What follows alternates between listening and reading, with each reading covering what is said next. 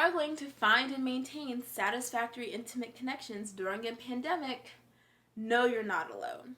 So I had some other ideas of topics I might talk about today, but I figured this was a little bit more top of mind for people. So I'll be starting this series called Intimacy During a Pandemic, where I'll be talking about just that. The whole point of this series is to get people to think about intimacy in a different way, given that we're living during such a different time, this pandemic.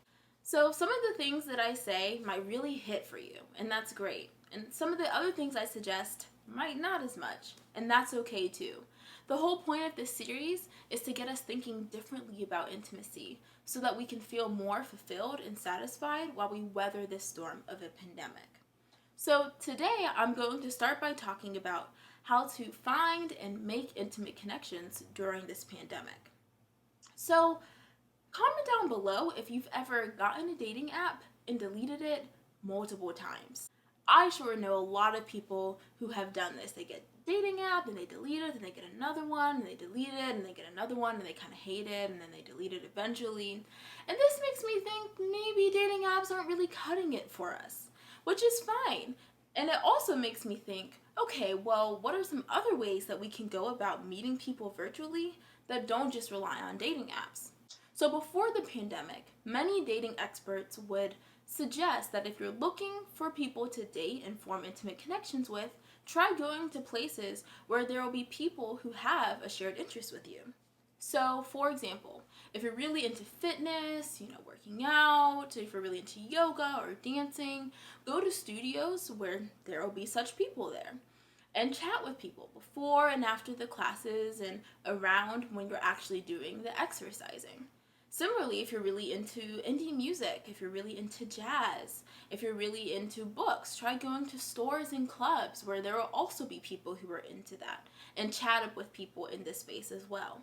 So now, during a pandemic, I do believe that there's actually a way that we can translate this to virtual space.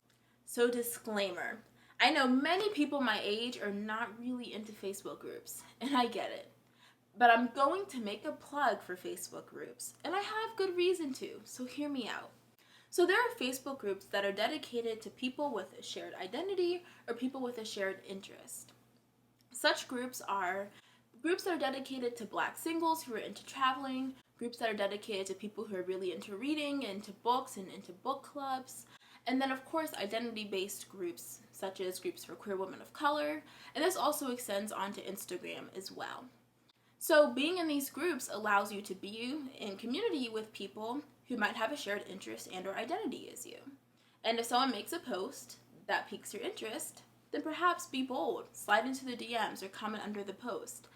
That might be another way to make intimate connections besides just swiping through dating apps if that's not working for you. The point of this video just is to say that we don't have to limit ourselves to swiping through dating apps mindlessly if that's not working for you. So, I'm curious to know what your thoughts on Facebook groups are. Comment them down below. Thanks for watching, and I'll see you next time.